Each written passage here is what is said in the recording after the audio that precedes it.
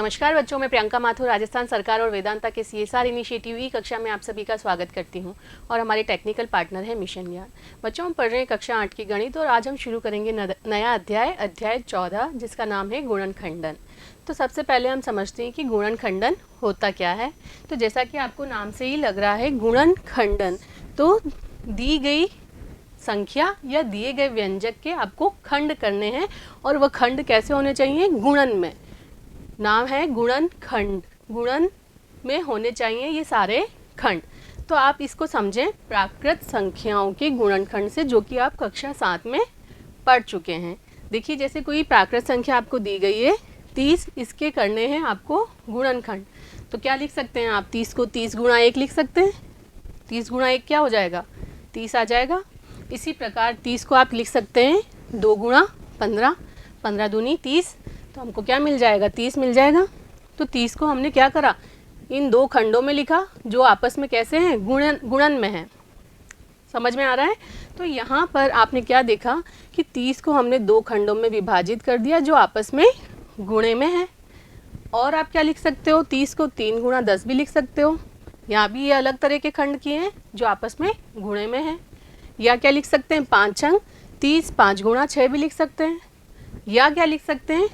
5 गुणा 2 गुणा 3, 5 दूनी 10, 10 तिया 30, 5 2 और 3 ये भी क्या है? गुणे में है। तो ये क्या है? 30 के खंड हुए गुणनखंड। समझ में आया? यहाँ पर ये आप कक्षा 7 में पढ़ चुके हैं किसी भी प्राकृत संख्याओं के गुणनखंड। अब यहाँ हम देखते हैं कि ये जो सारे हैं 2 15 3 10 5 6 2 3 1, ये सब 30 के क्या हैं? गुणनखंड हैं। तो ये देखिए क्या लिखा है इस प्रकार 1 2 3 5 6 10 15 और 30 संख्या 30 के गुणनखंड हैं।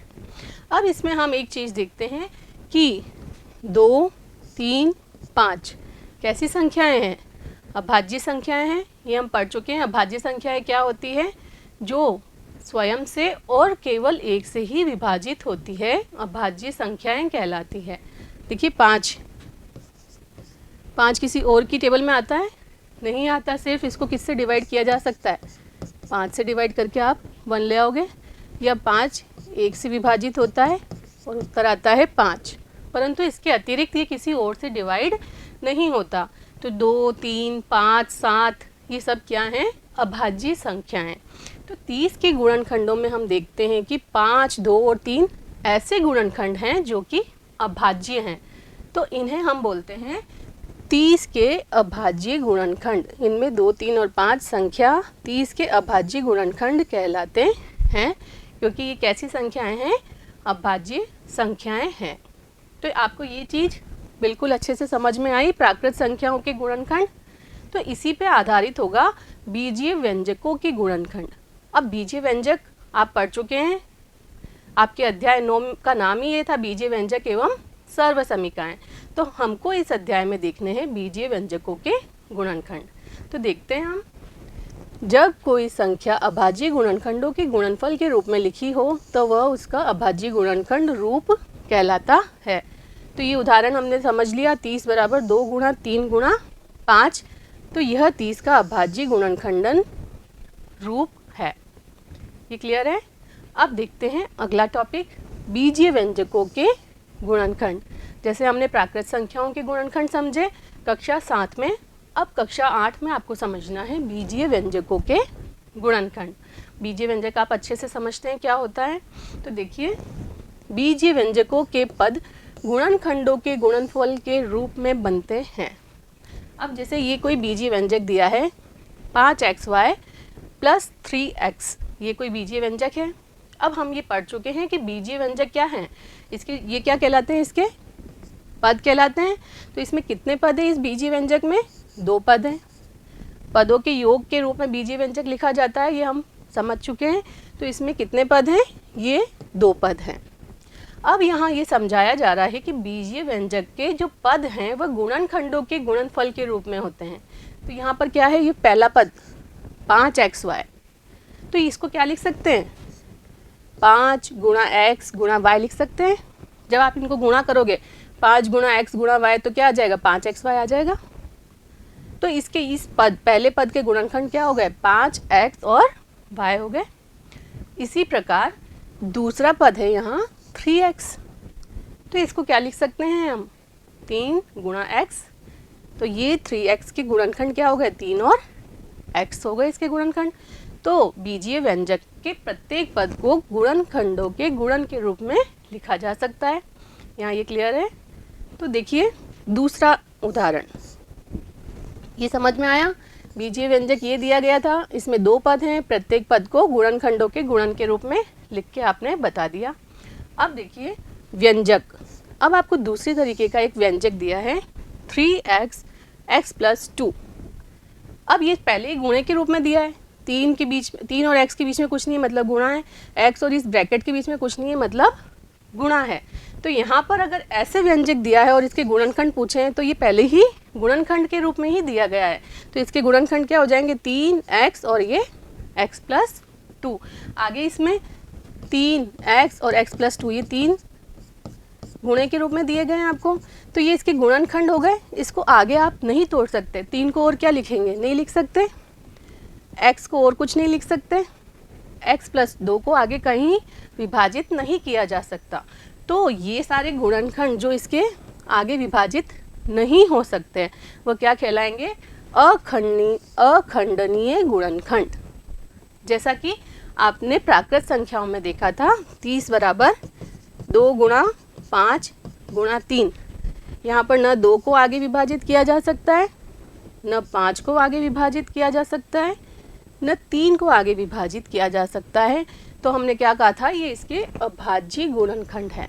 अब यहाँ पर अभाज्य शब्द यूज नहीं करके आप यहाँ बोलेंगे अखंडनीय गुणनखंड कहलाते हैं, इनके आगे खंड नहीं किए जा सकते।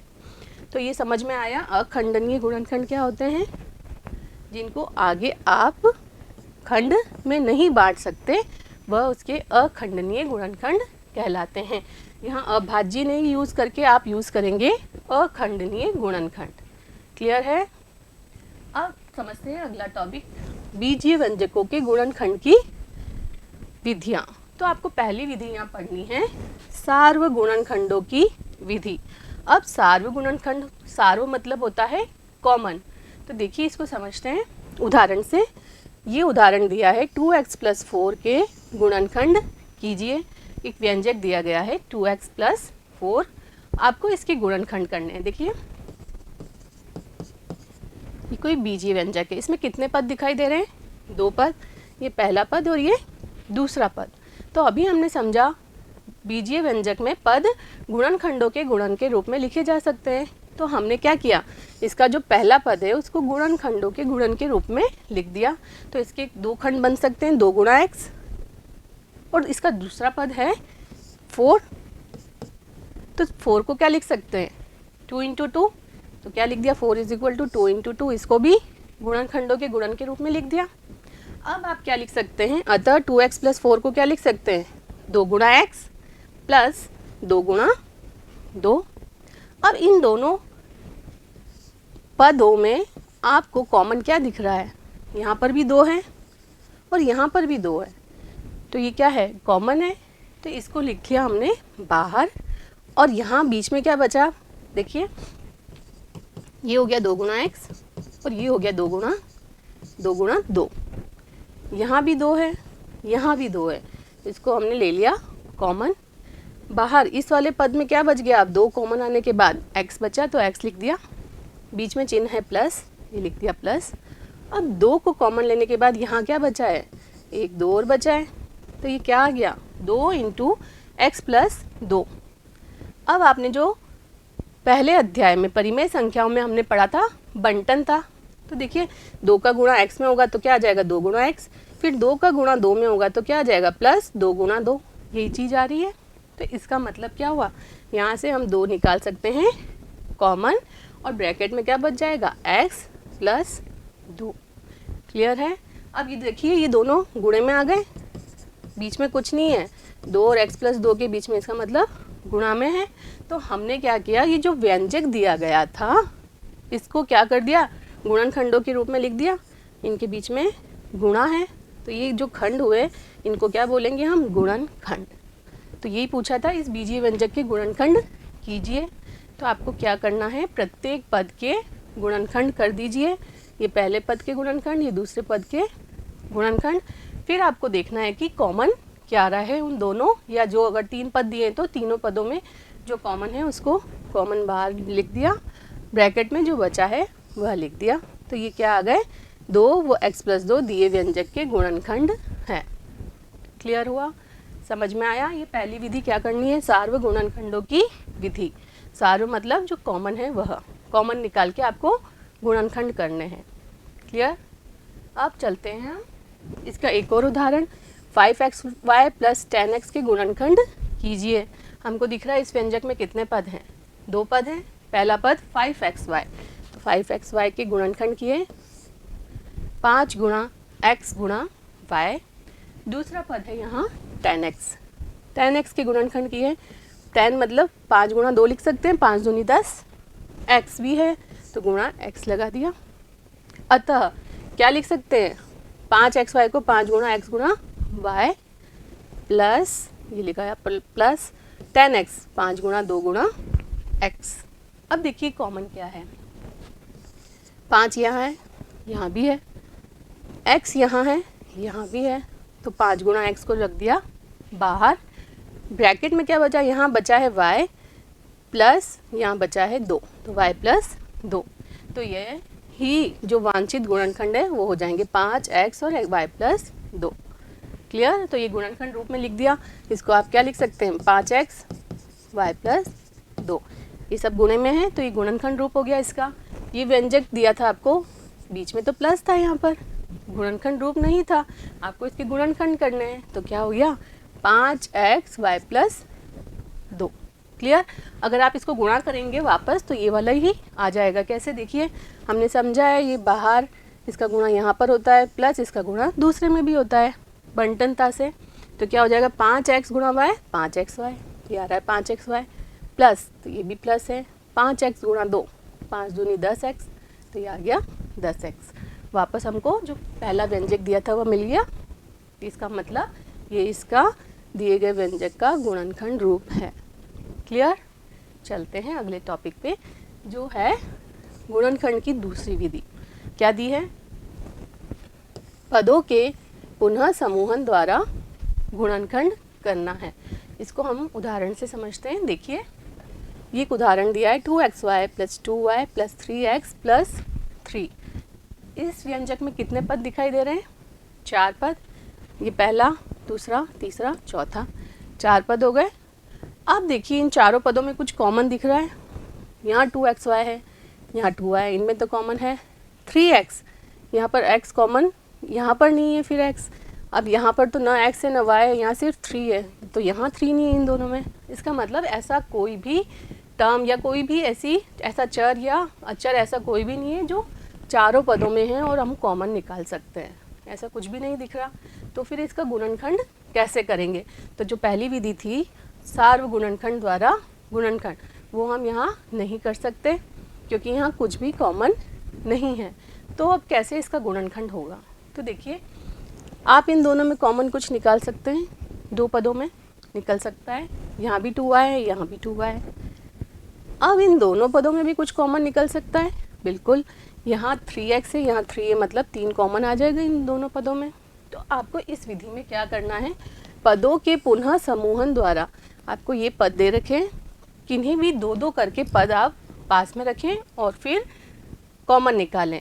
पुनः समूहन मतलब आप अपने अकॉर्डिंगली इसको अरेंज कर सकते हैं। ये क्या ऐसा प्लस में तो आगे पीछे लिखा जा सकता है, जैसे कि 4 + 2 भी 6 होता है, 2 + 4 भी 6 होता है।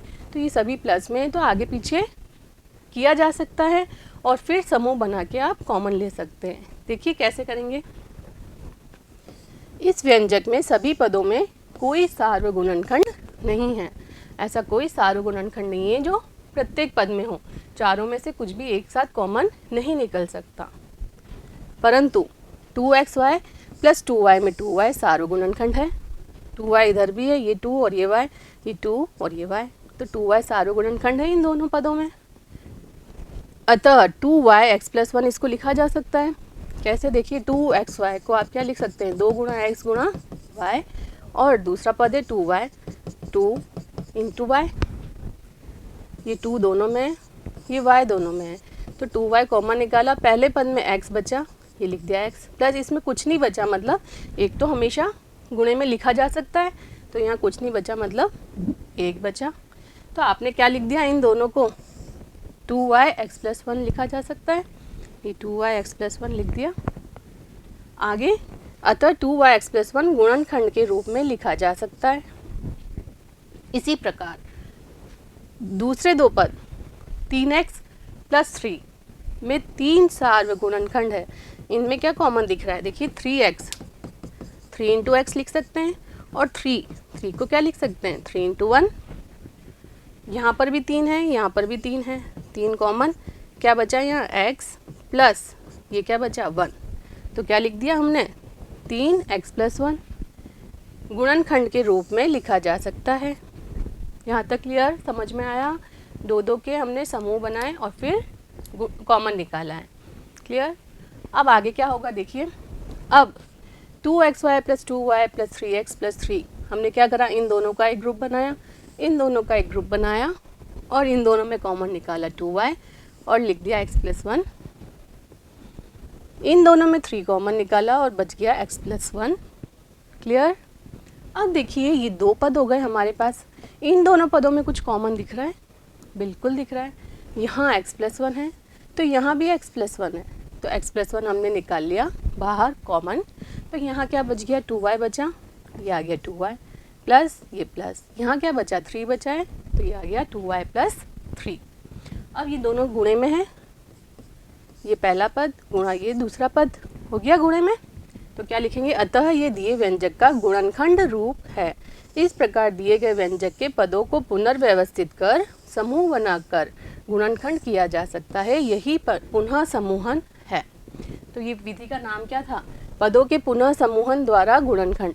तो पुनः समूहन समझ में आया, आप पुनर्व्यवस्थित कर सकते हैं, 2 पदों को पास पास रखेंगे, कोई भी 2 पद जिसमें कॉमन निकल रहा है, ये तो पास पास ही रखे थे, अगर ये 2y पीछे होता तो आप पहले 2y को आगे ले आते, इन दोनों को समूह में बना के लिख के और फिर कॉमन ले लेते हैं। तो यही विधि क्या कहलाती है, पदों के पुनः समूहन द्वारा गुणनखंड। क्लियर हुआ, अच्छे से समझ में आई ये वाली विधि। तो चलते हैं अगले टॉपिक पे, तीसरी विधि क्या है, सर्व समीकाओं के प्रयोग द्वारा गुणनखंड। अब अध्याय 9 बीजीय व्यंजक एवं सर्व समीकाओं में हम सर्व समीकाएं भी अच्छे से समझ चुके हैं। तो देखिए मानक सर्व समीकाएं हम पढ़ चुके हैं, 3 होती है, कौन कौन सी, a प्लस बी का स्क्वायर बराबर a square plus 2ab plus B square, ये हम समझ चुके हैं, ये पहली सर्व समीका। दूसरी देखिए a माइनस बी का स्क्वायर बराबर a square minus 2ab plus B square होता है। तीसरी सर्व समीका हमने पढ़ी है a plus B into A minus B बराबर a square minus B square. ये 3 मानक सर्व समीकाएं हैं जो कि हम अध्याय 9 में पढ़ चुके हैं। तो इन तीनों मानक सर्व समीकाओं को काम में लेते हुए आपको दिए गए बीजीय व्यंजक के गुणनखंड करने हैं। तो इनको काम में लेते हुए बीजीय व्यंजक के गुणनखंड कैसे करेंगे, तो देखिए समझिए, ये जैसे अगर बीजीय व्यंजक दिया गया है तो इसका ये गुणनखंड हो गया, कैसे हो गया, देखिए यहाँ पे क्या दिया है, a square plus 2ab plus B square बराबर दिया है a प्लस बी का स्क्वायर, इसको आप लिख सकते हैं a plus B into A plus B. इन दोनों के बीच में कौन सा चिन्ह है, कुछ नहीं है, मतलब गुणे का चिन्ह है, तो ये गुणनखंड रूप हो गया। तो यहाँ पर यदि इस रूप में आपको दाएं पक्ष के रूप में अगर आपको कोई बीजीय व्यंजक दिया गया है तो उन बीजीय व्यंजकों का गुणनखंड इनके कौन से पक्ष के समान हो जाएगा, बाएं पक्ष के समान हो जाएगा। तो आपको क्या करना है, जो भी बीजीय व्यंजक दिया है उसकी तुलना करनी है इस दाएं पक्ष से, और अगर इनके बराबर है, इनसे तुलना हो जाती है, तो उनका गुणनखंड क्या हो जाएगा, उसके इनके बाएं पक्ष के बराबर उनका गुणनखंड हो जाएगा। क्लियर है। तो देखिए पहले हम दिए हुए व्यंजक को देखते हैं, यदि यह उपरोक्त सर्व समीकाओं में से किसी एक के दाएं पक्ष के रूप का है तो उस सर्व समीका के बाएं पक्ष के संगत व्यंजक से वांछित गुणनखंड प्राप्त हो जाते हैं। ये भी गुणन रूप में है, ए plus B into A plus B. ये क्या है, A minus B into A minus B. और ये क्या है, ए plus B into A minus B. तो इनके जो बाएं पक्ष है वह गुणनखंड रूप हैं, और ये वाले अगर आप दिए गए बीजीय व्यंजक से तुलना करने पर इनके बराबर होता है तो उनके गुणनखंड इसके बराबर हो जाएंगे। तो इसको भी हम समझते हैं उदाहरण से। देखिए, ये एक उदाहरण है 9y square minus 24y plus 16, यहाँ x नहीं है, प्लस 16 दिया गया है। अब यहाँ हम तुलना करेंगे। कैसे करेंगे, देखिए हमारे पास सर्वसमीकाएँ कौन सी है, A square plus 2ab plus B square बराबर ए प्लस बी का स्क्वायर। अब इससे तो तुलना नहीं हो सकती क्योंकि यहाँ तो दोनों प्लस होते हैं, यहाँ एक माइनस है एक प्लस है। तो दूसरी सर्वसमीका क्या है, A square minus 2ab plus B square बराबर होता है ए माइनस बी का स्क्वायर। यहाँ तुलना करनी है। तो देखिए यहाँ पर क्या है, ए स्क्वायर, तो जो पहला है पद इसका उसको स्क्वायर के रूप में लिखा जा सकता है क्या। तो देखिए इसको लिख सकते हैं 3y का स्क्वायर। कैसे लिखेंगे, 3 का स्क्वायर करेंगे 9 आ जाएगा, y का स्क्वायर करेंगे y स्क्वायर आ जाएगा। अब पीछे भी क्या होना चाहिए, बी स्क्वायर, यहाँ 16 दिया गया है, 16 को क्या लिख सकते हैं, 4 का स्क्वायर। अब यहाँ पर आता है आगे चिन्ह माइनस, यहाँ भी माइनस है, पीछे आता है प्लस तो यहाँ भी प्लस है। अब आता है माइनस 2ab, ये माइनस 2, ए की जगह 3y, बी की जगह 4। इसको गुणा करके देखो ये 24y आ रहा है क्या, तो 3 दूनी 6, 6 चौक 24y आ रहा है 24y। तो इसका मतलब जो दिया गया व्यंजक है उसको हम किस रूप में लिख पा रहे हैं, इस वाली सर्वसमीका के a माइनस बी का स्क्वायर बराबर A square minus 2ab plus B square. सर्वसमीका 2 के दाएं पक्ष के समान है दिया गया व्यंजक। तो इसका गुणनखंड क्या हो जाएगा, सर्वसमीका 2 का बायां पक्ष। तो क्या है, जो कि सर्वसमीका 2 के दाएं पक्ष के समान है, अतः इसका गुणनखंड क्या हो जाएगा, a माइनस बी का स्क्वायर। तो a की जगह हमने क्या माना है, 3y माइनस b, b की जगह कितना है, 4 का स्क्वायर। तो ये गुणनखंड रूप हो गया। क्या है ये, 3y माइनस 4 गुणा 3y माइनस 4 ही तो है स्क्वायर मतलब, तो ये बीच में कुछ नहीं, मतलब गुणे के रूप में आ गए। तो ये क्या कर दिया हमने, दिए गए व्यंजक को गुणनखंड रूप में लिख दिया। क्लियर है, समझ में आया। तो आपको सर्वसमीकाएं याद होनी चाहिए, मानक सर्वसमीकाएं जो हम पढ़ चुके हैं। क्लियर। अब देखते हैं हम एक और सर्वसमीका पढ़ी थी। इन 3 मानक सर्वसमीकाओं के बाद में चौथी सर्वसमीका भी हमने पढ़ी है, जो कि क्या है, सर्वसमीका 4, x plus A X plus B बराबर होता है X square plus A plus B X plus A B. ये भी हम पढ़ चुके हैं अध्याय 9 में। अब देखिए यहाँ पर क्या होगा, आपको जो भी व्यंजक दिया गया है उसकी आपको तुलना करनी है इसके दाएं पक्ष से। अब देखिए यहाँ पर, यहाँ क्या दिखाई दे रहा है, यहाँ भी x नहीं है, ये तो उसी रूप में हो गई। तो आप इसकी तुलना आप करेंगे सर्वसमीका 1 व 2 से, परंतु यहाँ तुलना नहीं की जा सकती। क्यों नहीं की जा सकती, क्योंकि सर्वसमीका 1 और 2 में लास्ट में आता है बी स्क्वायर। अब ये 20 को स्क्वायर के रूप में लिख सकते हैं। 20 किसी भी संख्या का वर्ग होता है, नहीं होता है, इसलिए आपको सर्वसमीका चौथी के बारे में सोचना होगा। क्लियर है। देखिए यहाँ पर है X square plus 9x plus 20। Clear. तो आपको याद आएगा कि ये तो सर्वसमीका 1 के बराबर लग रहा है, यहाँ एक्स स्क्वायर है, ये दोनों जगह प्लस है और इसी रूप में था सर्वसमीका 1। परंतु हमने क्या समझा है, सर्वसमीका 1 में तो ए स्क्वायर प्लस बी स्क्वायर होना चाहिए।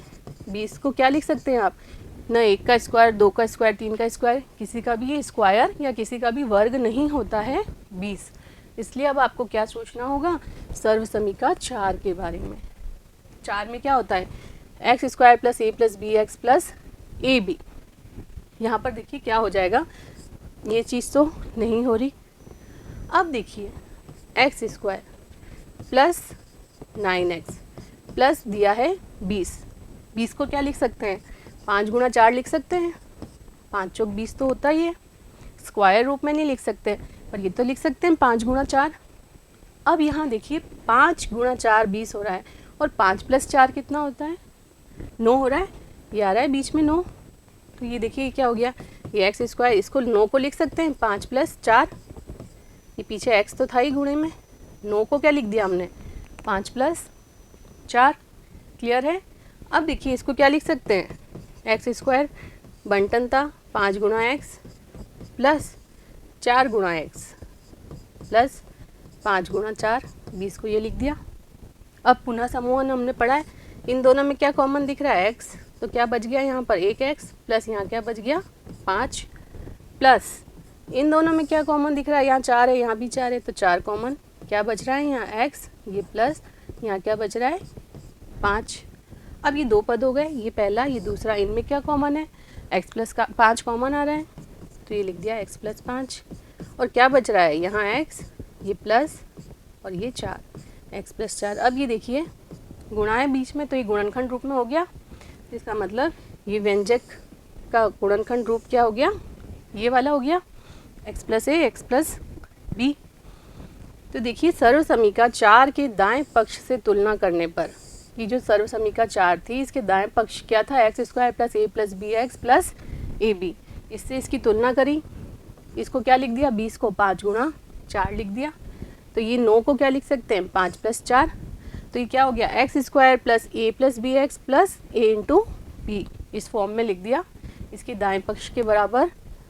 तो इसका जो बायां पक्ष है x + a x + b क्या हो जाएगा, इसका गुणनखंड हो जाएगा। तो अतः इसका गुणनखंड सर्वसमीका 4 के बाएं पक्ष से क्या हो जाएगा x + 5 x + 4 होगा। ये लिखने के बाद आप डायरेक्ट ये भी लिख सकते हैं, ये सब लिखने की ज़रूरत नहीं है, डायरेक्ट बाएं पक्ष से तुलना करी और ये आ गया x + a x + b। Clear है, समझ में आया? आगे देखते हैं बीजीय व्यंजकों का विभाजन। अब आप बीजीय व्यंजकों का गुणन तो पढ़ चुके हैं अध्याय 9 में, यहाँ हमको पढ़ना है बीजीय व्यंजकों का विभाजन। देखिए विभाजन कैसे करते हैं, विभाजन गुणन की प्रतिलोम संक्रिया है, ये हम जानते हैं। कैसे जानते हैं, देखिए यहाँ पर उदाहरण से 7 × 8 56 होते हैं, 7 × 8 56 ये हम जानते हैं। यहाँ से आप क्या देखते हैं कि 56 को 8 से डिवाइड करेंगे तो 7 आ जाएगा, इस 56 को 8 से डिवाइड करेंगे तो 7 आ जाएगा, या 56 को 7 से डिवाइड करेंगे तो कितना आ जाएगा 8 आ जाएगा। ये आपको यहाँ पर समझ में आ रहा है संख्याओं के ऊपर। तो ऐसा ही बीजीय व्यंजकों के लिए भी होता है, यही बीजीय व्यंजकों के लिए भी कर सकते हैं। कैसे देखिए 2x × 3x² = 6x³ होता है। कैसे 3 दूनी 6, यहाँ 1x है यहाँ x² है तो क्या हो गया x³ हो गया, 6x³ हो गया। यहाँ से हम क्या लिख सकते हैं 6x³ को 2x से डिवाइड करेंगे तो उत्तर क्या आएगा 3x², या 6x² को 3x² से डिवाइड करेंगे तो उत्तर आएगा 2x।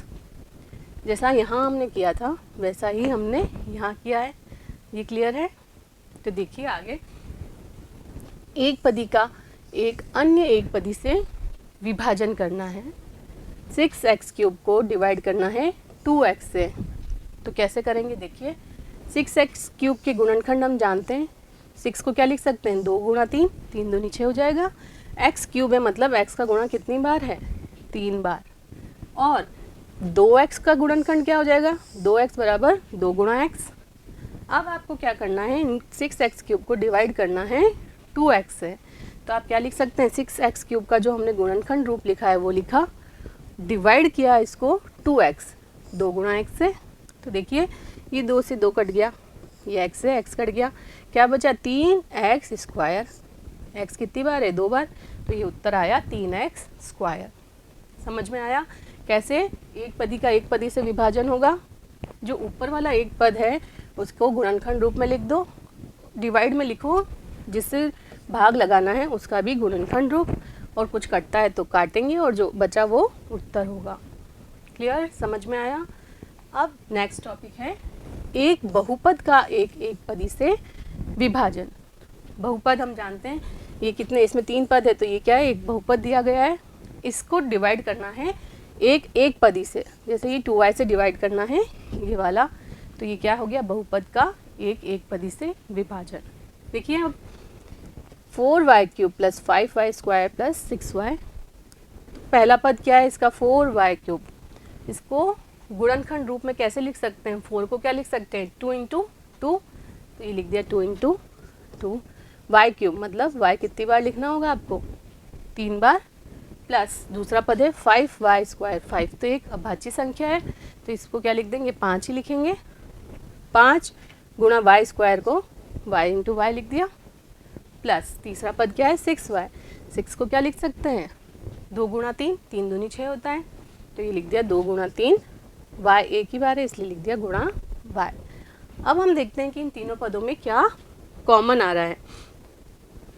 तो देखिए आपने यहाँ पर देखा, यहाँ पर है 2 × 2 × y × y × y 3 बार है, प्लस 5/2 गुणा y गुणा y।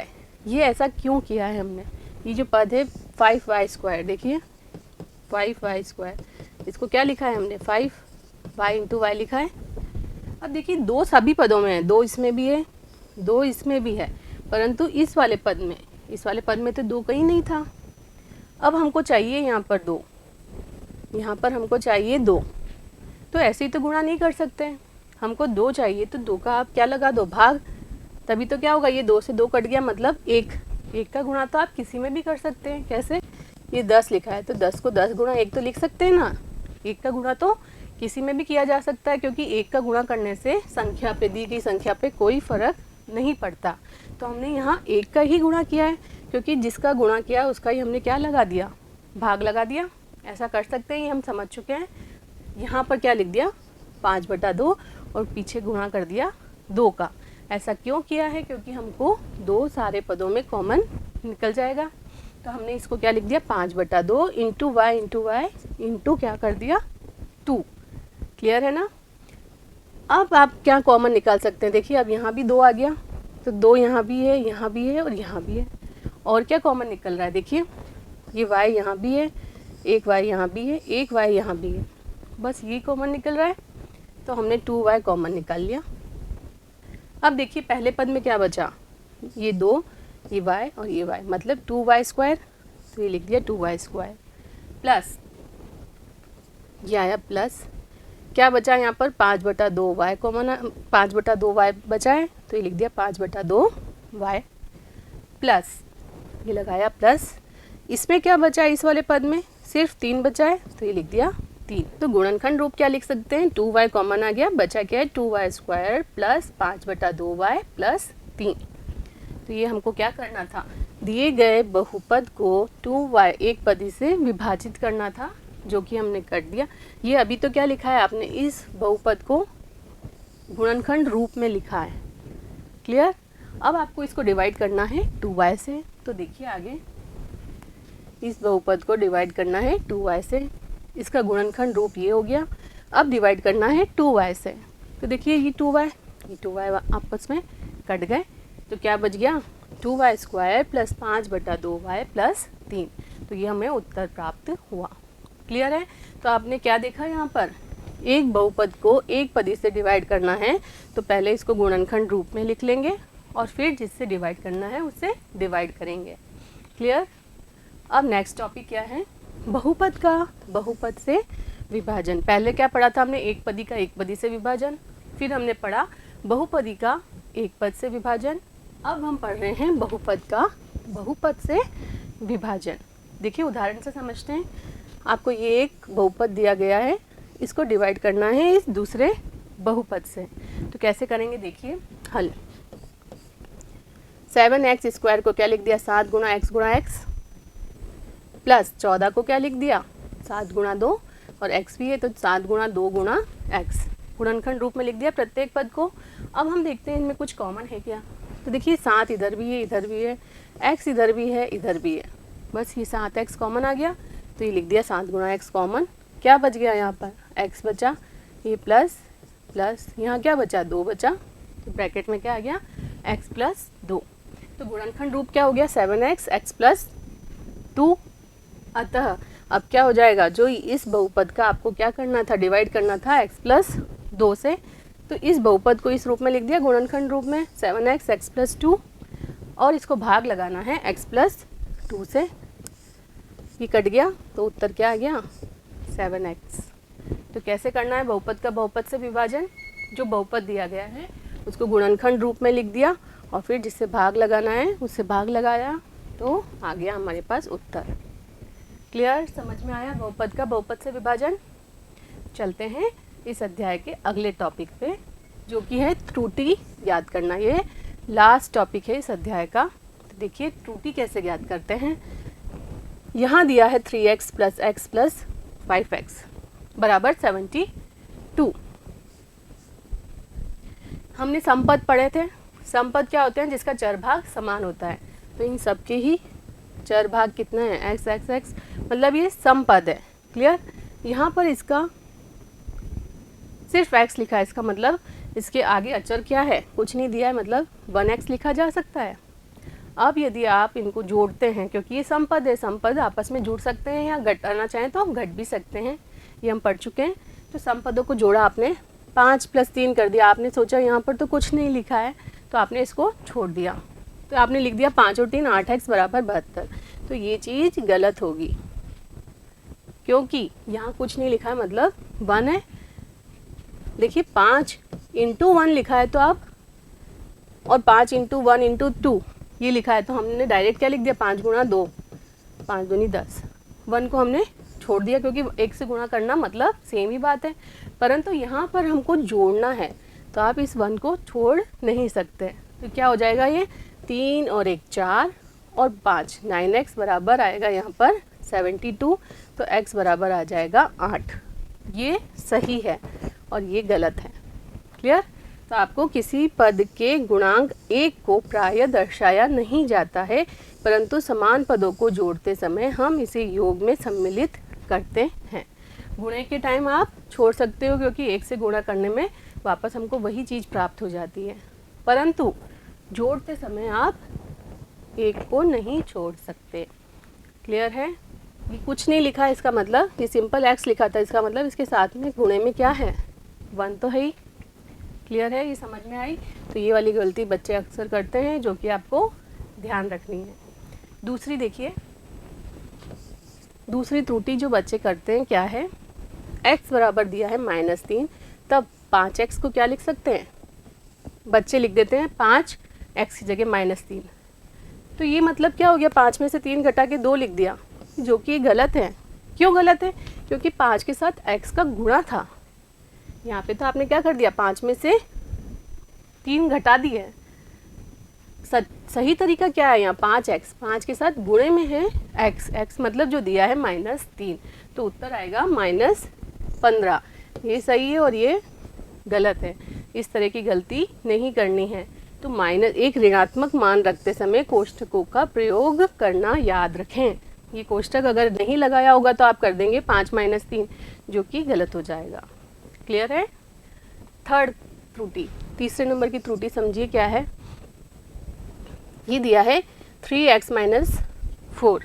ये तो हम समझ चुके हैं कि इस 3 का गुणा इससे भी होगा और इससे भी होगा। यदि आपने ऐसे कर दिया 3x - 4, मतलब एक में ही गुणा किया, x में गुणा कर दिया 3x, परंतु पीछे वाले में गुणा नहीं किया, तो ये क्या हो जाएगा, गलत हो जाएगा। आपको क्या करना है, इस 3 का गुणा इसमें भी करना है और इसमें भी करना है, तो 3x - 12 ये सही होगा। क्लियर, समझ में आई। तो क्या लिखना है, जब कोष्ठकों में बंद किसी व्यंजक को उसके बाहर लिखे अचर या चर से गुणा करते हैं तो व्यंजक के प्रत्येक पद से उस अचर या चर को गुणा किया जाता है।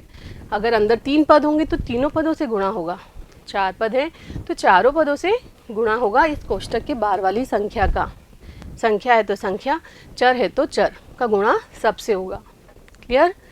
नेक्स्ट देखिए, चौथी नंबर की त्रुटि, 2x का स्क्वायर अगर आपको दिया है तो आपने ये लिख दिया 2x स्क्वायर, मतलब इस चर को तो स्क्वायर कर दिया परंतु इस अचर भाग को स्क्वायर नहीं किया, तो ये गलत है। इसका मतलब है स्क्वायर कोष्ठक का स्क्वायर, इसका मतलब कोष्ठक में जो भी चीज़ें हैं उन सब का स्क्वायर होगा। तो इस 2 का भी स्क्वायर होगा 4 और इस x का भी स्क्वायर होगा x स्क्वायर। तो ये चीज़ तो सही है और ये गलत है। समझ में आया। तो देखिए, जब आप एक पदी का वर्ग करते हैं तो संख्यात्मक गुणांक और प्रत्येक गुणनखंड का वर्ग किया जाता है। क्लियर, समझ में आया। अगली त्रुटि देखिए 5वीं, क्या है, x माइनस 5 का स्क्वायर दिया है बराबर एक्स स्क्वायर माइनस 25, ये लिख दिया आपने। ये कौन सा सूत्र लगा दिया आपने, ए स्क्वायर माइनस बी स्क्वायर। ये सही है क्या, नहीं है, क्योंकि सर्वसमीकरण 2 से हम क्या जानते हैं, a माइनस बी का स्क्वायर होता है A square minus 2ab plus B square. तो इसका सूत्र सही से लगाना है आपको। ये लगाया x square minus 2ab minus 2ab की जगह यहाँ दिया है 5, तो 5 दूनी 10x minus 10x plus B square, 5 का स्क्वायर 25, जो कि सही है और ये गलत है। तो इसका मतलब कोई भी जो सूत्र आप प्रयोग कर रहे हैं, कोई भी सूत्र प्रयोग करने से पहले ये सुनिश्चित कर लें कि क्या वह सूत्र वास्तव में प्रयोग किया जा सकता है। तो ये जो सूत्र आप प्रयोग कर रहे हैं वो आपको देखना है कि वो आप सही यूज़ कर रहे हैं कि नहीं कर रहे हैं। क्लियर हुआ, समझ में आया। ये 5वें नंबर की त्रुटि। आप छठी देखिए, छठी क्या है, a प्लस 5/5, ये आपको भाग लगाना है। तो आपने क्या करा, तो ये 5 5 दिखा तो ये आपस में कट गया और a+1 उत्तर आ गया। ये तो गलत होगा। क्यों गलत होगा, क्योंकि आपको यहाँ क्या देखना है कि इस 5 का भाग a में भी लगेगा और इस 5 में भी लगेगा, तो a/5 प्लस 5 आएगा, ये सही है और ये वाला गलत है। आपने 5 से 5 देख के काट दिया, जो कि गलत है। और यहाँ आपको क्या करना है, इस वाले पद में भी 5 का भाग लगाना है, इस वाले पद में भी 5 का भाग लगाना है। तो देखिए, एक बहुपद को एक पदी से भाग देते समय हम अंश के बहुपद के प्रत्येक पद को हर में दिए गए एक पदी से भाग देते हैं। जो ऊपर बहुपद दिया गया है और जिसको एक पदी से भाग देना है, तो उस बहुपद के प्रत्येक पद को नीचे वाले एक पदी से भाग लगाना होता है। क्लियर, समझ में आया। छठी त्रुटि। तो ये त्रुटियां आपको सवाल हल करते समय नहीं करनी है। क्लियर, तो उम्मीद करती हूँ ये सभी टॉपिक्स आपको अच्छे से समझ में आए होंगे। इस पे आधारित प्रश्नावली 14.1 अगले वीडियो में हम हल करेंगे। तब तक जुड़े रहिए, धन्यवाद।